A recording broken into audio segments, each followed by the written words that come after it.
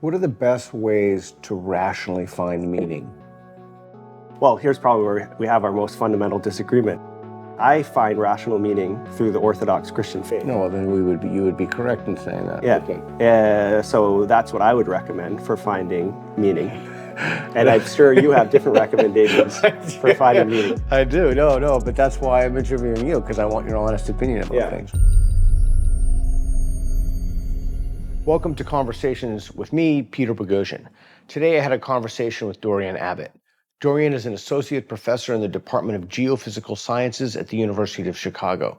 In his research, he uses mathematical and computational models to understand and explain fundamental problems in Earth and planetary sciences. He has worked on problems related to climate, paleoclimate, planetary dynamics, and exoplanets.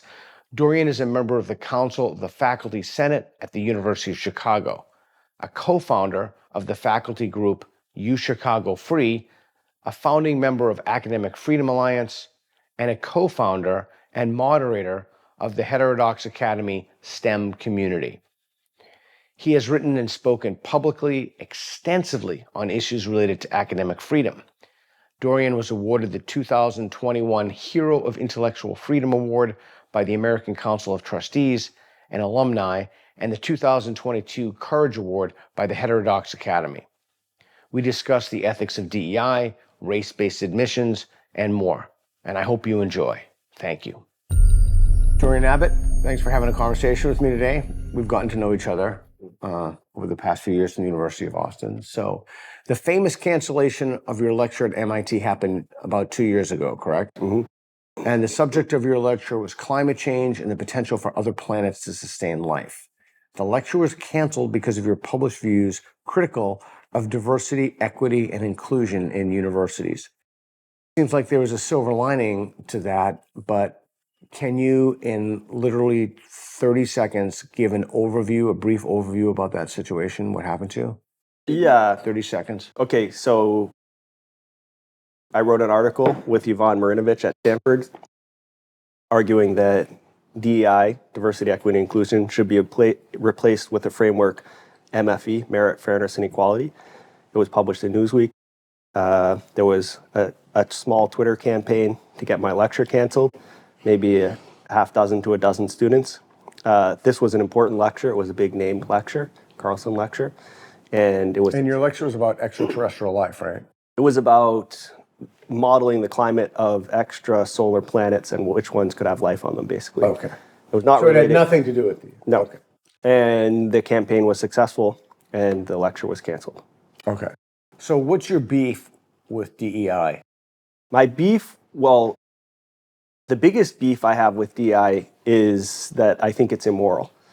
And in particular, I think that it involves looking at an individual person and saying, you deserve to be here, but you're not going to be here because of your identity characteristics that you can't control. So it's a type of racism that I find immoral. And I mean race-based decisions on admissions and hiring. So for that, there has to be an against and a for. So it have to be against Asians in particular. Yeah, I mean that the people who are getting this the worst are Asian males, and so that's probably my number one problem with it. Then the other problem is that it involves an ideology that prioritizes things other than the search for truth in science and other than the scientific method, and so you'll end up with things like a geology paper whose title is "A Feminist Decolonialist Approach to Geology," instead of a scientific method approach to geology. And so the way that you're going about arriving at truth is no longer the scientific method in the sciences, which I think is a real problem. So I'm gonna role play a woke person. Yeah. Needless to say, I don't actually believe anything that I'm about to say. Mm-hmm. But isn't the problem with that assuming that truth is more important than making people feel good? Well, yeah, I mean, so I think the woke people, they're more negative utilitarians. Yeah. Negative instantaneous utilitarians. Explain that. It's not about making people feel good. It's about avoiding them feel bad in the moment. I think that's closer to their philosophical approach.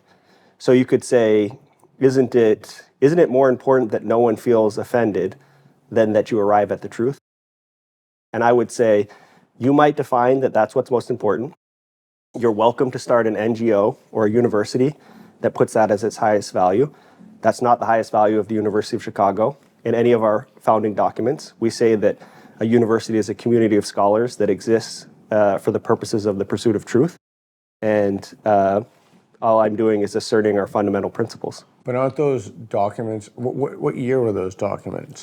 So each one of these documents was developed, what sort of codified traditions that had been spoken before but didn't need to be written down. By white people. What? By white people. No, not by white people. So, for example, the Calvin Report had the representative of physical sciences was Chandrasekhar. But he was just acting white. I mean, you can play this game. Well, I mean, I don't know what other game I have to play since the position is inherently unsustainable. But I'm trying to say, like, I mean, in point of fact, it was not done exclusively by white people. It was not done exclusively by Christians. A lot of them were Jews and atheists. It was done by people who were interested in the pursuit of truth. And your specific field is what? My field is, well, my PhD is in applied math.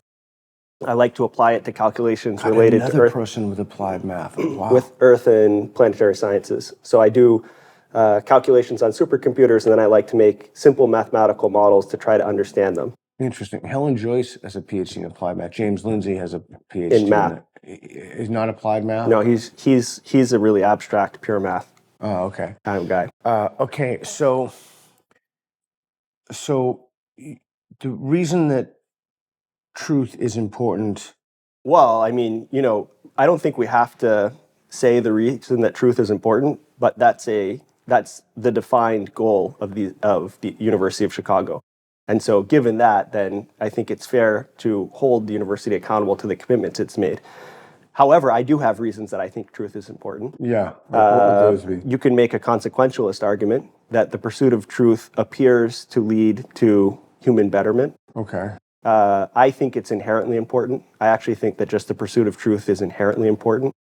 Well, let's take the diversity, equity, and inclusion. If we promoted and hired more African American faculty in the long term, wouldn't that be more positive, socially salubrious, because other African Americans would see?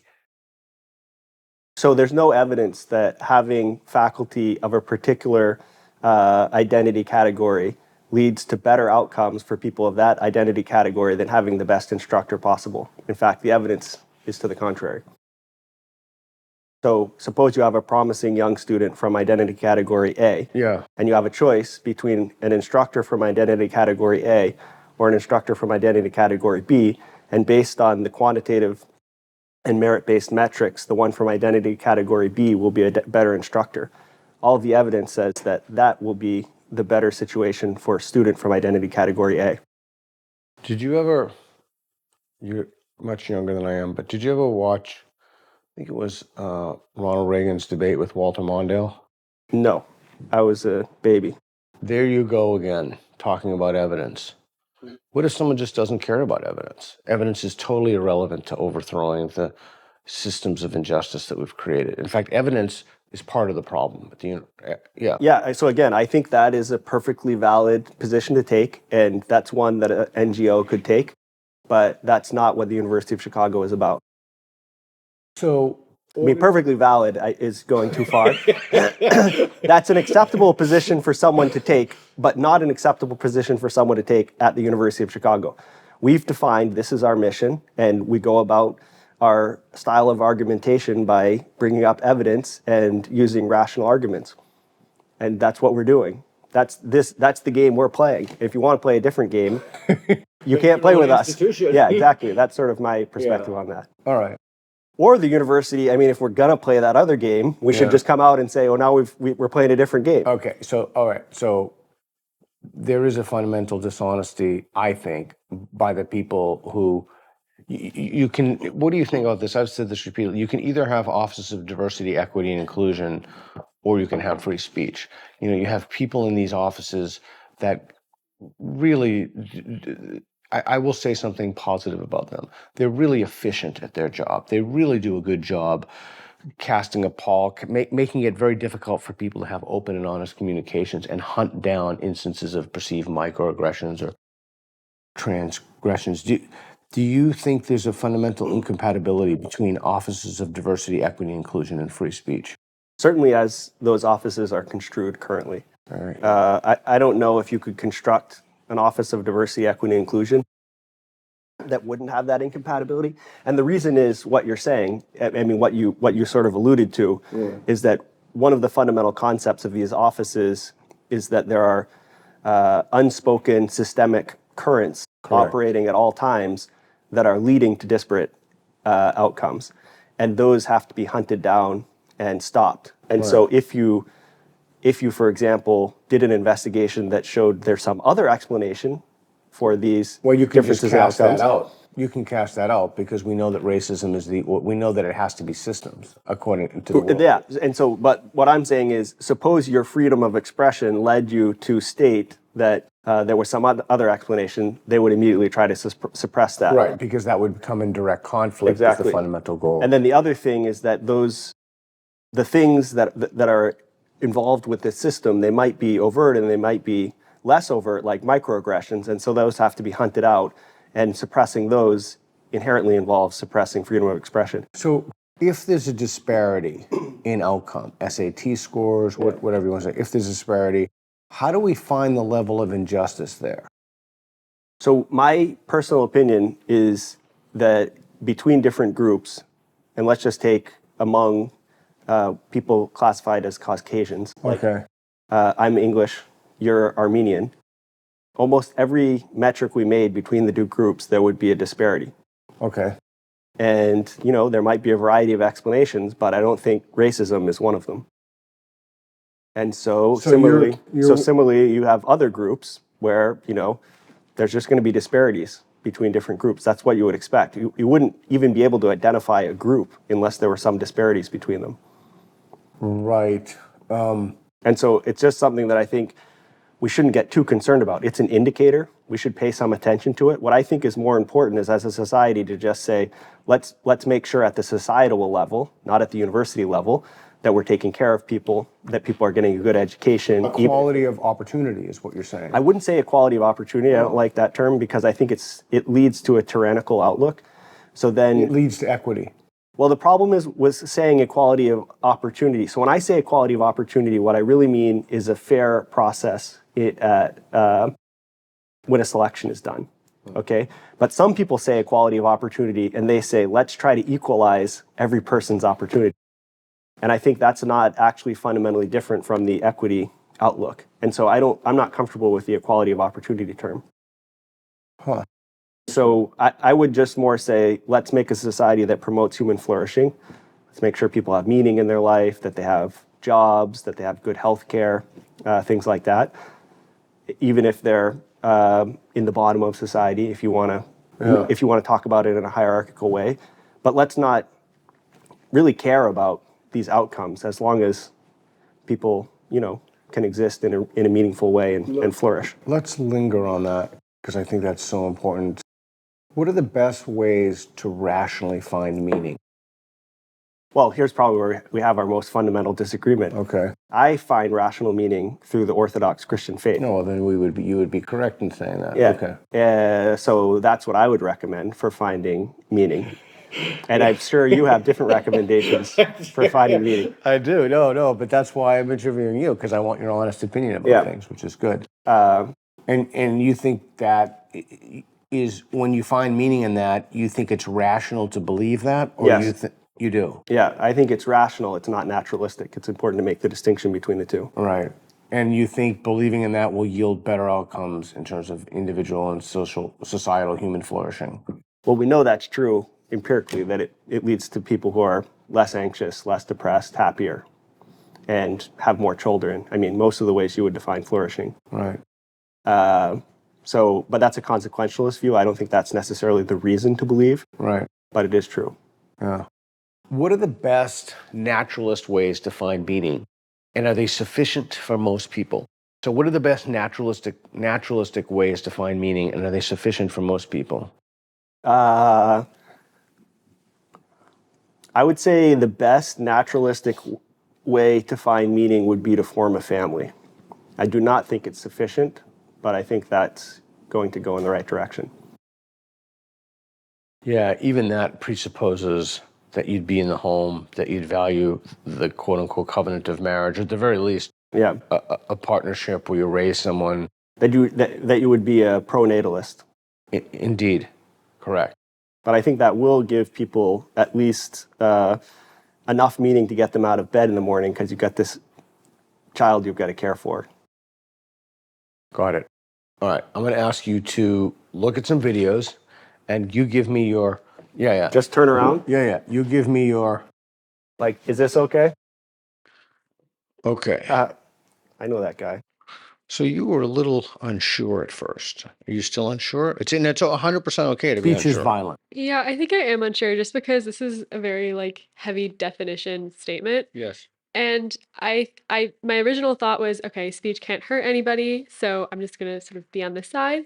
But then after considering it more, what if speech incites violence? I think in that situation, we as a society would put some fault on the person who said the words that incited the violence.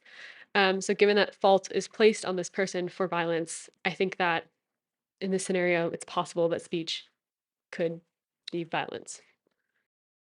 The question was whether there's an equivalence, an equivalence between speech and violence. And she answered a different question. She said, sometimes speech can incite violence. Of course, everyone agrees on that, but that doesn't mean speech is violence. That means the violence part is violence. Do you think speech is violence? No, that's ridiculous. It doesn't make any sense. They're two separate things. Right. And is would implies an equivalence. Yeah. We're speaking right now, and you're not punching me in the face. Yeah, and fortunately, you're not doing the same to me. Yeah. So that's a move in the right direction. Yeah. One more question. Yeah, one more question. By definition, abuse is violence. So is verbal abuse violence or not? Is verbal abuse violence? No. That doesn't mean it's not bad, but it's not violence. So if I start saying Reed all there, I start abusing Reed. Yeah. Have I committed violence against Reed? No. You verbally abused him. It's a type of abuse. It's not positive, but it is also not violent. I think it's deliberate. The goal is to have a creeping definition of violence so that then actual violence can be justified in response to speech. I agree. That is exactly what I think, but I wanted to hear it from someone. And just to be clear, you and I were not in cahoots about that beforehand. Like, that's the first time you heard that. Yeah. Okay. All right, let's do something else. This is from Christopher Rufo's Twitter feed. The only remedy to past discrimination is present discrimination. In Kendi revised his book, and this is why he revised it. These three sentences, and almost always these three sentences, have been heavily quoted by the conservators of racism to attack me and this book. They strip these sentences of the context and meaning. I establish in the paragraphs before and after them, they reject my definition of discrimination and the delineation between racist and anti-racist discrimination, even as these sentences are predicated on that definition and that delineation, all to substantiate their propaganda that my work is racist and that anti-racism is racist towards white people. I mean, that's an empty paragraph. Yeah. Essentially, he could just say, basically, he's saying that racism is okay as long as you do it against the people I don't like. And And that's what his, detractors have pointed out. And he should just say, yes, that's what I'm saying. But instead, he confuses it with all of this anti-racist, racist, and racist. Yeah, and that's the other thing, that term anti-racist is fraught with, and I think it's intentionally fraught. So if you read Kendi and you study what he actually means, the term racist just means things that Ibram X Kendi doesn't like. So those are equivalent statements. So you could say, would you like to watch baseball? And he'd say, no, why not? Baseball's racist. No. Why is baseball racist? And you could come up with some reasons, but basically it just means he doesn't like it. Yeah, so I disagree with Chris Rufo, and that Rufo framed it as a victory. I don't think it's a victory. I think it's somebody being less honest. So when you say the only remedy to past discrimination is present discrimination, that's a very honest statement. And in that because I've read that passage, the whole section many times, he uses that explicitly as his definition for equity. Yeah. That is equity. And so my personal opinion, I don't know if you'll agree with me or disagree on this, but I'm always a big fan of when someone says something, even if we don't agree. In fact, especially if we don't agree, we should thank them for being honest. So for example, when the radical Muslims want to kill apostates, you say, do you want to kill apostates? They say, yes, we want to kill apostates. My answer is, thank you for being honest. Yeah. It's never, oh my God, because that's a person with whom you can have a conversation. I can have a conversation. If they say, well, apostates, or, it's a very complicated, God is love. And no, these people they're just not honest people. You cannot broker an honest conversation with these people. Kendi, you cannot broker an honest conversation. I think he went from being, I think he's fundamentally dishonest. But in that section about the only remedy to past discrimination is present, I think he's being very honest. Yeah. Well, and part of it is just he's redefined racism. Correct. And so the traditional definition of racism would be something like prejudice, prejudgment, or discrimination on the basis an individual. On the basis of race. Yeah, an individual on the basis of race, yeah. Yeah, but the way that he's using it's sort of like white people you can't be racist against white people. And it's something like he adds something to it like with power. Yeah, power. My response to that, if that's true, if you're the one with the least power, then it's impossible for you to be racist up. My response to that would be, what about, for example, white farmers in Zimbabwe? Are they morally justified in using the N-word, for example? Are they morally justified in criticism? Well, it's just, my response is that you can't just redefine a word if you don't like the implications of it. Like, this is a word that we're using. We've all been using it. We know what it means. Why are you trying to change the definition? You mean like woman? Well, yeah, that's an example. Yeah, exactly. Definitions have to change sometimes, but this was a deliberate effort to confuse people. Yeah, and then the other problem with that is that those definitions then find their ways into the dictionary, right? They worm their way by woke people, particularly in Wikipedia, which is far more of a problem than most people realize. And then they worm themselves into actual dictionary. And so when we attempt to adjudicate the meaning of a word... Let me tell you a Wikipedia story. Please. So 10 years ago, my brother and his friend were sitting around having some beers, and they got into an argument about something stupid. I don't even know what it was, like some soccer player or something. And they argued for like 4 hours. And then finally his friend said, let's check it on Wikipedia. And so my brother went and checked, and he was wrong. So he just changed Wikipedia and then showed it to his friend, and he won the argument. Wow. And it's funny because that's essentially what's going on here on a larger scale and trying to make it seem more scholarly. There's something so profound to that, and there's also something oddly postmodern about it. Yeah. That we can just that truth is capricious, that we can kind of change truth with the currents of the age. All right. And the truth is just whoever has power to say what it is. Well, that's the whole applied postmodernism, as Helen Pluckrose says. All right, let's watch this clip. What if they said, we're going to give everyone, regardless of race, a public education of the first rate and make sure that there's equal opportunity for all? Would you change your mind? Simply, there is no equal opportunity without equal outcomes. Equal opportunity requires because how else do you measure the opportunity being equal? You didn't get equal schooling if you all went to the same school, but the white teachers gave the white students preferential treatment, they got better treatment and then got into better college. That's not equal. How do we measure if the society's equal? Well, by seeing what happens and being like, was it equal? Well, I guess the first thing that comes up, the first thing that comes up though is it is much harder to measure opportunity than outcomes. And this relates a bit to what we were talking about earlier, that I don't think equal either should really be the goal. I don't think that's the goal of a society, trying to go around and make sure each different group had equal anything. I think it's human flourishing is more the goal of society. Okay. And if you set up a process, I think there are some ways you can try to approach the limit of treating each individual equally. Okay? But but the people like him, when they interpret the words equal opportunity, they're not interpreting we set up a hiring process, we treated everyone equally. What they're thinking is integrated over their lifetimes, person A and person B had every equal chance. I don't think that that's something we should aspire to. I don't even think it would be a good idea.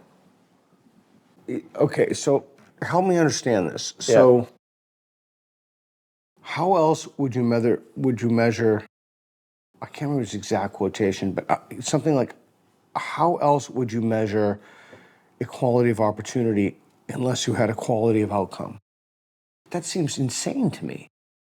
Well, I think it's a necessary and sufficient sort of a thing. He's confusing necessary and sufficient. So if you had equality of outcome, it would be sufficient to demonstrate equal opportunity, I think, for most people. Not even then. I mean, not strictly speaking, but for most people would accept that as good evidence of equal opportunity. Yeah. But it doesn't require, equal opportunity does not require, it's not necessary. Correct. Yeah, so I think he's just making a logical error, which people do. Yeah, and if he were shown that error, and this is an important question, do you think he'd revise his beliefs? I don't know. You're the one who interviews people. No, I don't think anybody, no, I don't. I think it would be unfathomable that that would happen. Yeah. But I think this is the problem with saying that the mantle or the goal is equal opportunity. Yeah. Is that it's not really that different. It can be easily conflated with equal outcome, which is a much more measurable thing, and that's the disparate impact issue. And so I would just focus on, is the process applied equally? Is the selection criteria and the process applied equally to every person for a specific position, not integrated over their life? And the reason for that would be what? Would you invoke fairness or goodness or flourishing or what? In that case, I would invoke fairness, and I would invoke the primacy of the individual. That each individual has the right to be treated equally, and that would be sort of the moral framework that I would do that under. So I spoke to Heather McDonald, and you know Heather McDonald from the Manhattan Institute, and I've been amazed by her work. It's so she reminds me of you a little bit, plain spoken, blunt, not ostentatious, just says what the data is. No, emotional attachment to the data. Like, this is the data. We need to make good society, and we need to move on. But one of the things she said, when someone gives me a definition, I usually run with it. But she was talking about equity as a kind of proportional representation. I don't think that's what guys like Kendi mean at all. I think that they mean a radically disproportionate representation among people whose ancestors have had historical oppression variables. But you could say at least proportional representation. At least that would be a fair characterization.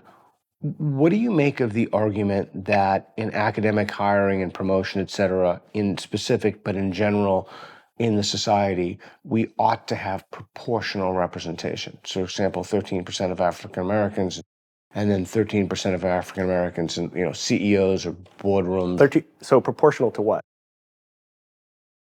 The general population. Of what? The United States. Why? Why? The University of Chicago is essentially an international institution. Why would you pick the United States? All right, that's fair. And then if that were the case, then those numbers would look quite different. Yeah, it's arbitrary. Yeah, but people would never metric. go for that because Asians are 1/5 of the population, and they want to systemically discriminate against Asians. They're more than 1/5. The census category Asian is a ridiculous category that I think it's about 1/3 of the population of the world fits into this ridiculous invented census category. Yeah, so in the United States, as opposed to England, we don't consider, for example, Pakistan in Asia. I was talking about specifically China. I was not talking about India, Japan, etc. But bracketing that for a second, I'm not even sure that they would agree to that, because that would let Asians. I do think. I'm suggesting that this idea of proportional is problematic even on its own terms, because it's arbitrary what you include in your base population. And there's something about merit that's univocal then, right? Yeah, exactly. And so the merit is just, we have ways to evaluate academic merit. Now, of course, they're not perfect, but because they're not perfect doesn't mean that you should throw them out. Like, what would you, so your doctor says, high blood pressure has a correlation of 0.4 with some, with risk of a heart attack. Right. So are you just going to say, oh, okay, I'll just, my blood pressure is 180 over 110. That's fine. It's just a correlation of 0.4. Why would I use that number? Right. But that's essentially what's going on here. Right. So if you could wave a wand and have the kind of system that you wanted, what role would diversity, equity, inclusion play? But don't answer that yet, because I have another question for you. I just want to plant the seed. So the University of Chicago has guardrails in place to protect free speech and merit hiring. There's also Chicago principles, which is a big deal, the Calvin Report, the Shills Report, et cetera. Could you tell me just a little bit about these, and how does the Office of Diversity, Equity, and Inclusion function alongside those at the University of Chicago? Okay, so Calvin Report, so I think Calvin is the first one, 1967. And what it says is that the university cannot make corporate statements on social and political issues. And the reason is to protect the right of each individual member of the university to make statements on social and political issues. If the university made a corporate statement, then people might think I'll get expelled or I'll lose my job if I take the opposing position. The origins of this go all the way back to the beginning of the University of Chicago and speeches our first president made. It had always been how the university had operated, but it had to be written down because there were specific calls for the university to take a position on the Vietnam War. Oh, I see. The Shills Report is from 1972, and it says that only merit in the fields of research, primarily, secondarily teaching, can be taken into account during hiring of faculty. And considerations such as identity characteristics explicitly cannot be taken into account. And that came out in 1972 in the wake of sort of civil rights era stuff where people were asking for privileges for certain groups. So that's where this old principle had to be written down. And then the Chicago principles, I think it's from 2013, it's from that era. Recent, yeah. And that says everyone on campus can say and write what they want in an academic context without being deplatformed, even if someone else is offended by it or claims to be offended by it. I support all of these things, yeah. Can you think of something that someone would say in which you would not support that? What if someone was up there, on some ranting about Jews or blacks or Native Americans, So it depends what you mean. I mean, do you mean someone was invited by a student group to come give a lecture? Professor. Okay, so academic freedom doesn't protect me from teaching about something outside of my realm of expertise. So if I gave a lecture in my physics class or geophysics class that was on some political or social issue that was unrelated, and the university fired me, I wouldn't have any legitimate recourse. What if somebody were ranting and raving in a Black Studies department about genociding white people? Yeah, I mean, I actually don't think Black Studies departments should exist because I think they fundamentally violate the Calvin Report. Explain that. Well, because the Calvin Report requires that the university doesn't privilege a certain ideology. And by establishing a department with an ideology, you privilege that ideology. And so I actually think that such a thing would be a fundamental violation of the Calvin Report, having a department that allows that kind of thing. So I would not agree with that if the Black Studies department included faculty like Glenn Lowry and Tom Sowell, who had alternative viewpoints and ideological commitments. Yeah, that's what Thomas Sowell says about, I'll believe that you want diversity when you put a Republican in the sociology department. Yeah. Many people are simply not going to understand what you said about a department being fundamentally ideological. Mhm. I have tried to explain this to people, and maybe the failure is mine, I'm not articulate, or I didn't, what have you. But it's a very difficult concept to get across to people that... Here, let me try. Please, thank you. Suppose we had a department of theology in a university. What I'm proposing is that an atheist should be welcome there, a Baptist, a Muslim, and a Catholic. Okay? what would happen in an ideologically captured department is the Catholic dogma would be enforced and required of every student and every faculty member. And so that's a concrete example of the sort of thing we're talking about. And do you think that that's, well, I know you think it because I think it too, but so we both think that that's happening in, correct me if I'm wrong, anything with the word studies in it. Black studies, women's studies, Chicano studies. I don't think it's women's studies anymore. I think now it's called gender studies. Gender studies. But yes, I think those would be good indicators. I can't say for certain that it's happening in every case, but we had a department proposed at the University of Chicago, Department of Race and Diaspora and Indigeneity, where it was explicitly motivated by the critical race theoretic framework. And so it was quite explicit in its positioning and in its attempt to involve activism, not simply scholarly pursuit. And I opposed this department on the council of the University Senate, but we were outvoted and the department was established and immediately went on to start violating the Calvin Report. Big surprise. So a few questions. I'm very curious as to what your colleagues must think of you, but if that's an uncomfortable question. Well, I can't speak for all of my colleagues, but I keep getting elected to higher things within the university politics in anonymous elections. Anonymous elections? Yeah. So I'm currently serving on the committee of the council of the University Senate, which is 7 faculty members of all the tenured faculty who meet biweekly with the president and provost and talk about the biggest issues with the university. And that all happened through anonymous elections. Anonymous, I think, is it's a key point. Yeah. So I'm curious, and I know you have no evidence. This is counterfactual, but if it wasn't anonymous, do you think you'd still be there? Well, like you said, I have no evidence. Yeah. You don't have to answer that. That's fine. I'll just throw it out there. I think anonymous votes are a really important way to combat some of this stuff. I completely agree. Let's put it that way. I couldn't possibly agree more. How much of the academy do you think is lost to wokeness? And is it worth the time to reform it? And if we are going to reform it, how so? Or should we just say, screw it and let's replace it? So how much is lost to wokeness is a little difficult to say. I would say the humanities are getting pretty lost.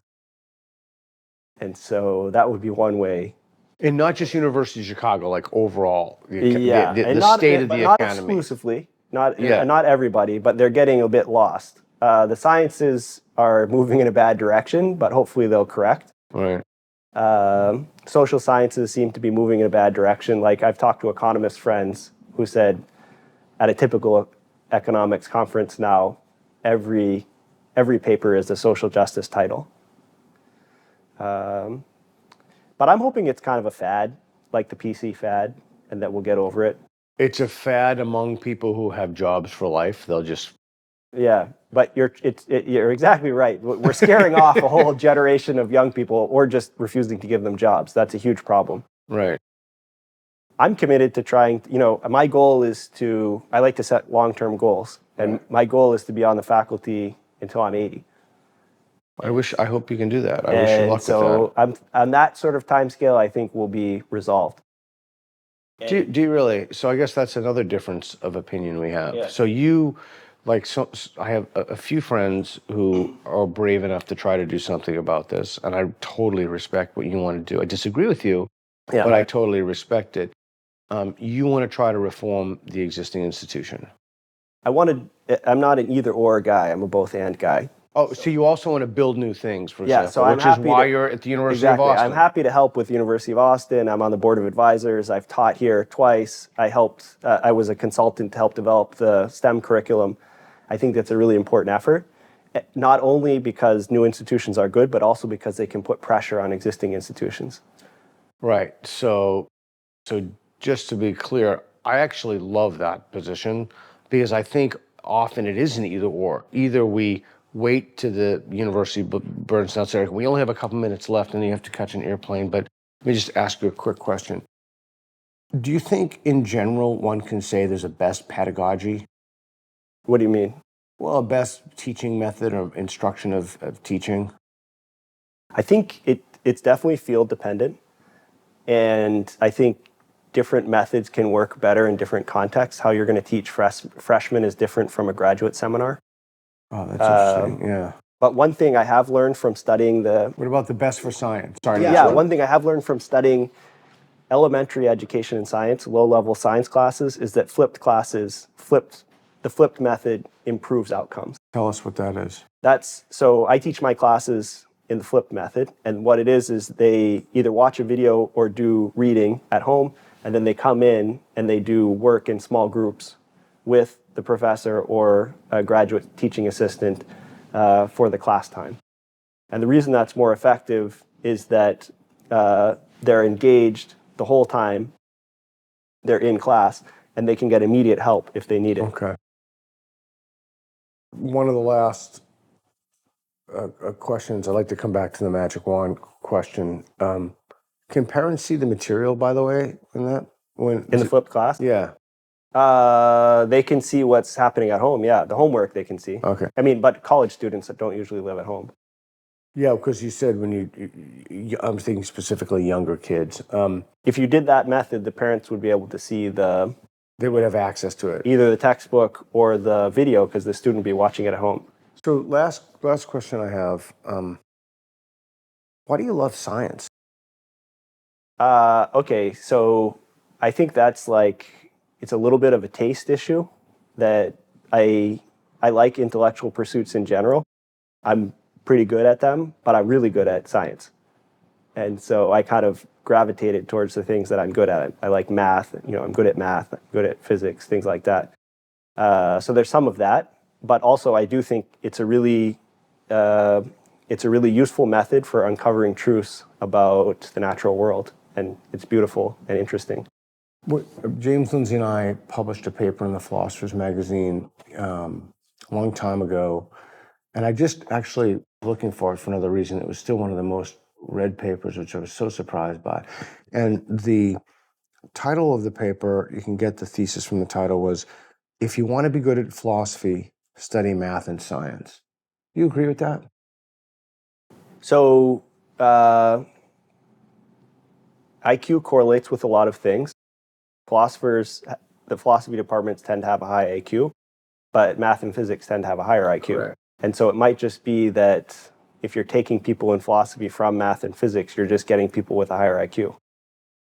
It could be as simple as Do you think there's that. something in mathematical training that helps you have a kind of, that transfers over to epistemological rigor? So if you're talking about analytical philosophy, then yes. If you're talking about more continental philosophy, no. I'm not so sure. Yeah. Interesting. But analytical philosophy is very similar to a math proof. Right. I would say the main difference is that the steps in an analytical philosopher's proof are often more difficult to demonstrate their validity. And the philosophers end up arguing a lot about the steps, whereas the mathematicians, if you show 10 mathematicians each step, they all seem to agree that this follows from this, follows from this. But the philosophers say, step 2, I'm not sure about, Right. and step 4, and then they can argue for, a couple weeks and they haven't resolved it. Right. Interesting. Okay, so usually I ask, where can people find you? But I'm not sure you really want to be found. I have a Twitter account. Yeah. Where can people find you? Because I remember. At the University of Chicago. Okay. Do you have a social media account people can check you out? Yeah, there's on? a Twitter account you can find me on. What is that? I think it's just Dorian Abbot. And then there's a Substack that I run called Heterodox STEM Substack. Oh. And not only can people find it there, but they can also contribute. It's a community effort. Oh, wonderful. Wonderful. We'll check it out. Dorian Abbot, my pleasure. Thank you so much for talking to me today. Thanks for Appreciate having it. me. Right on. It was fun. Right on. Cool. Thank you for watching. Everything we do is under the umbrella of the National Progress Alliance, nationalprogressalliance.org. It's a nonprofit, independent 501c3. Your generous donations keep us going and keep fueling content like this. So please help us out. Make a donation. We very much appreciate it. Thank you.